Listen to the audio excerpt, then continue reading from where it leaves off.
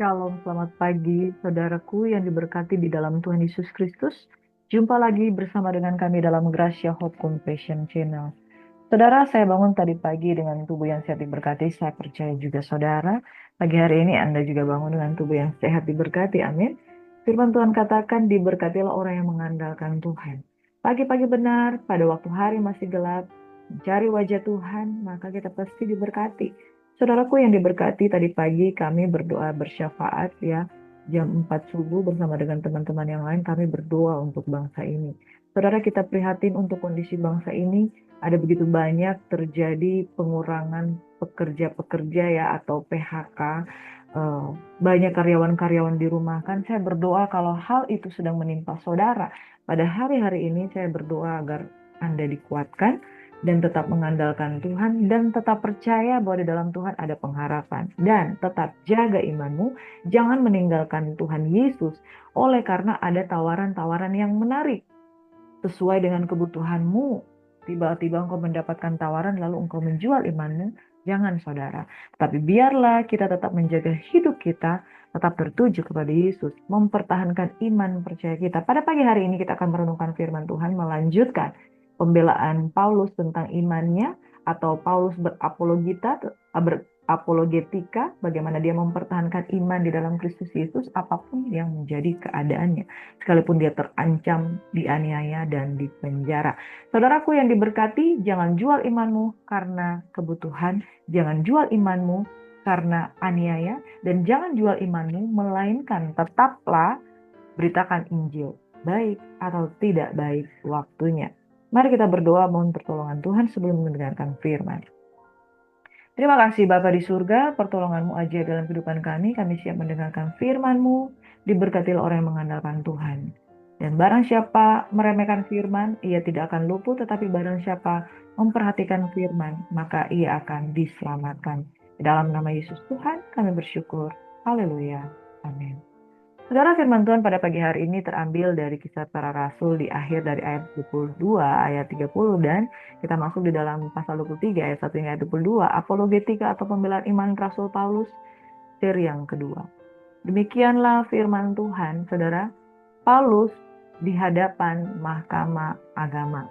Namun kepala pasukan itu ingin mengetahui dengan teliti apa yang dituduhkan oleh orang-orang Yahudi kepada Paulus. Karena itu pada keesokan harinya ia menyuruh mengambil Paulus dari penjara dan memerintahkan supaya imam-imam kepala dan seluruh mahkamah agama berkumpul. Lalu ia membawa Paulus dari markas dan menghadapkannya kepada mereka. Sambil menatap anggota-anggota mahkamah agama, Paulus berkata, "Hai saudara-saudaraku, sampai kepada hari ini aku tetap hidup dengan hati nurani yang murni di hadapan Allah." Tetapi imam besar Ananias menyuruh orang-orang yang berdiri dekat Paulus menampar mulut Paulus. Membalas itu, Paulus berkata kepadanya, "Allah akan menampar engkau, hai tembok yang dikapur putih-putih. Engkau duduk di sini untuk menghakimi aku menurut hukum Taurat, namun engkau melanggar hukum Taurat oleh perintahmu untuk menampar aku." Dan orang-orang yang hadir di situ berkata, "Engkau mengejek imam besar Allah?" Jawab Paulus, "Hai saudara-saudara, aku tidak tahu bahwa ia adalah imam besar. Memang ada tertulis, jangan engkau berkata jahat tentang seorang pemimpin bangsamu."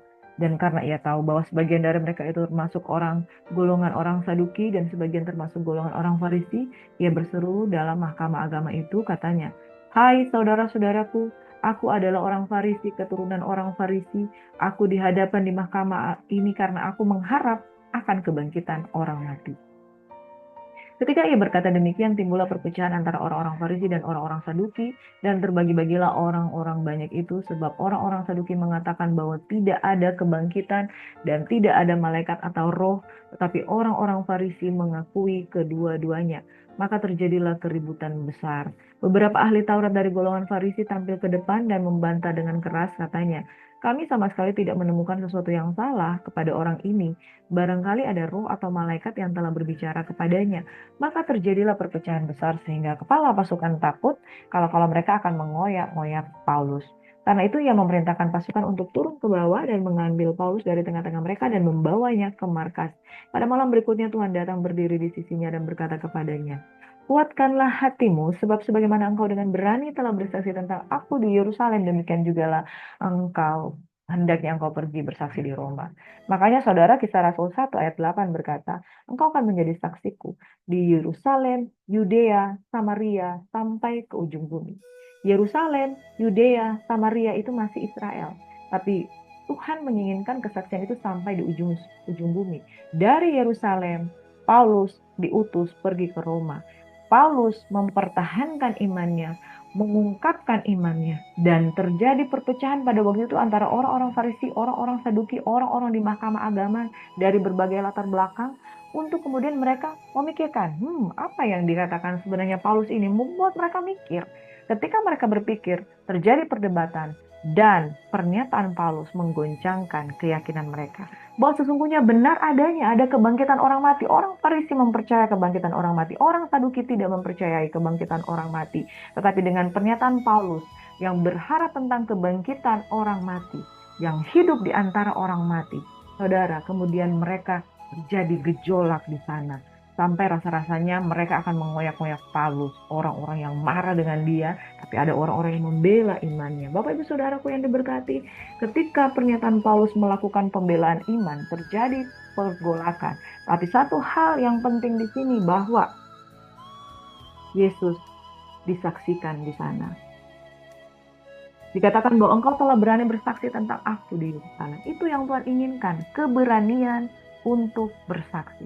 Makanya saudara jangan takut untuk bersaksi, sebab itu kehendak Tuhan. Selanjutnya firman Tuhan dengan judul perikop komplotan orang-orang Yahudi. Ayat 12, dan setelah hari siang, orang-orang Yahudi mengadakan komplotan dan bersumpah dengan mengutuk diri bahwa mereka tidak akan makan dan minum sebelum mereka membunuh Paulus. Wow, bayangkan. Mereka yang menantikan Mesias, mereka yang menantikan kedatangan Tuhan Sang Juru Selamat, mereka pengen membunuh Paulus karena perkataan Paulus yang menggoncangkan mereka. Jumlah mereka yang mengadakan komplotan itu lebih daripada 40 orang. 40 orang pengen membunuh satu orang. Wow, saudara.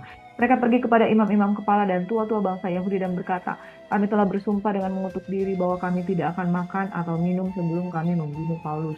Karena itu hendaklah kamu bersama-sama dengan mahkamah agama menganjurkan kepada kepala pasukan supaya ia menghadapkan Paulus lagi kepada kamu, seolah-olah kamu hendak memeriksa perkaranya lebih teliti, dan sementara itu kami sudah siap sedia untuk membunuh dia sebelum dia sampai kepada kamu. Akan tetapi kemenakan Paulus, anak saudaranya perempuan, mendengar tentang penghadangan itu. Ia datang ke markas dan setelah diizinkan masuk, ia memberitahukannya kepada Paulus. Lalu Paulus memanggil salah seorang perwira dan berkata kepadanya, bawalah anak ini kepada kepala pasukan karena ada sesuatu yang perlu diberitahukan kepadanya. Perwira itu membawanya kepada kepala pasukan dan berkata, Paulus orang tahanan itu memanggil aku dan meminta supaya aku membawa anak muda ini kepadamu sebab ada yang perlu diberitahukannya kepadamu.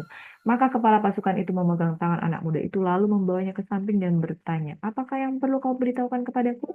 Jawabnya, orang-orang Yahudi telah bersepakat untuk meminta kepadamu supaya besok engkau menghadapkan Paulus lagi ke mahkamah agama, seolah-olah mahkamah itu mau memperoleh keterangan yang lebih teliti daripadanya, akan tetapi janganlah engkau mendengarkan mereka, sebab lebih daripada 40 orang dari mereka telah siap untuk menghadang dia. Mereka telah bersumpah dengan mengutuk diri, bahwa mereka tidak akan makan atau minum sebelum mereka membunuh dia. Sekarang mereka telah siap sedia dan hanya menantikan keputusanmu. Lalu kepala pasukan menyuruh anak muda itu pulang dan memerintahkan kepadanya, jangan katakan kepada siapapun bahwa engkau telah memberitahukan kepadaku. Demikianlah firman Tuhan, Bapak Ibu Saudaraku yang diberkati oleh Tuhan Yesus Kristus. Bagaimana Paulus dituntun Tuhan dari satu ke tempat yang lain. Di Korintus, Efesus, saudara, dan kemudian dia kembali ke Yerusalem hanya untuk bersaksi. Caranya bagaimana? Diperhadapkan di mahkamah agama. Dan apa yang Paulus lakukan dengan penuh keberanian. Seorang menghadapi puluhan, bahkan mungkin ratusan orang, dia tetap memberikan kesaksian tentang Yesus. Saudaraku yang diberkati oleh Tuhan Yesus Kristus, pagi hari ini renungkan firman Tuhan. Entah engkau sendiri, entah engkau dengan beberapa orang, tetapi ketika engkau diperhadapkan untuk menyaksikan tentang kebangkitan Tuhan, menyaksikan tentang kedahsyatan Tuhan, sampaikan dengan penuh keberanian. Sebab dengan demikian Tuhan berkenan kepadamu. Kitab Kisah Para Rasul diawali dengan perintah. Tetapi kamu akan menerima kuasa apabila Roh Kudus turun ke atas kamu. maka kamu akan menjadi saksiku di Yerusalem, ya, dimulai dari Yerusalem, Yudea, Samaria sampai ke ujung bumi. Perintah Tuhan pada Paulus, pada akhirnya kamu akan memasuki Roma. Ada ancaman dari 40 orang Yahudi yang berikhtiar untuk membunuh dia. Apakah itu akan terjadi? Tidak. Sebab Yesus sudah berkata kamu akan pergi ke Roma. Artinya saudara, pembunuhan yang direncanakan dengan permufakatan itu tidak mungkin akan terjadi. Ponakan dari Paulus itu sudah memberikan petunjuk kepada kepala pasukan supaya Paulus tidak diperhadapkan sesuai permintaan mereka ke mahkamah agama. Dengan itulah cara Tuhan membuat keluputan terjadi di dalam diri Paulus. Ketika Tuhan mengutus kita, dia akan memberikan jalan keluar. Ketika Tuhan mengutus Paulus, dia berkata, kamu sudah menjadi saksi di Yerusalem, kamu akan menjadi saksiku pergi ke Roma. Tidak akan mungkin dia akan dibunuh, karena Tuhan sudah perintahkan kamu akan pergi ke Roma. Demikianlah firman Tuhan pada hari ini mengingatkan, kalau Tuhan perintahkan, dia pasti melindungi. Kalau Tuhan perintahkan, dia pasti memperlengkapi. Kalau Tuhan perintahkan, tugas kita hanya pergi. Kalau Tuhan memerintahkan, tugas kita pergi, lakukan, selesaikan, dan menunggu tugas berikutnya. Saudara, pembelaan iman atau Paulus yang berapologetika, apapun situasi dan kondisinya, dia tetap lakukan itu karena itu adalah perintah daripada Tuhan. Hari ini ketika engkau mendengarkan firman Tuhan, janganlah hendaknya kerajinanmu kendor, biarlah engkau mengerjakan keselamatanmu dengan takut dan gentar, biarlah rohmu bernyala-nyala dan melayani Tuhan. Saudara, jangan mengambil pilihan-pilihan yang salah, jangan mengambil pilihan-pilihan yang sulit. Damai sejahtera itu akan menjadi pelita di dalam hati kita untuk kita pergi melakukan apa yang Tuhan mau. Demikian firman Tuhan pada pagi hari ini. Tetaplah bela imanmu karena Tuhan pasti turun tangan untuk membela engkau. Mari saudara, saya akan berdoa untuk Bapak Ibu Saudara pada pagi hari ini. Janganlah kecut, janganlah tawar hati, jangan menyimpang ke kanan atau ke kiri, tetapi lakukanlah perintah Tuhan. Sebab itulah yang dikehendaki Tuhan, dan kejarlah apa yang mendatangkan damai sejahtera. Jangan mengambil keputusan-keputusan yang salah, jangan mengambil keputusan-keputusan yang kompromi, jangan meninggalkan Tuhan, jangan meninggalkan pelayanan, tetapi takutlah akan Tuhan. Sebab hikmat timbul dari takut akan Tuhan, dari pengenalan akan Tuhan. Hamba berdoa kepada setiap orang yang memiliki pergumulan, kiranya jalan keluar Tuhan ada dalam kehidupanmu, dan kiranya engkau yang mengangkat tangan pada hari ini ketika engkau menyerahkan bagi Tuhan, persoalan pergumulanmu ada jalan keluar daripada Tuhan. Bersukacitalah senantiasa, sekali lagi kukatakan, bersukacitalah, Tuhan sudah dekat. Diberkati orang yang mengandalkan Tuhan, semua yang percaya diberkati Tuhan, sama-sama katakan, haleluya. Amin. Shalom kekasih Tuhan, selamat beraktivitas dan memberkati. Shalom. God bless you.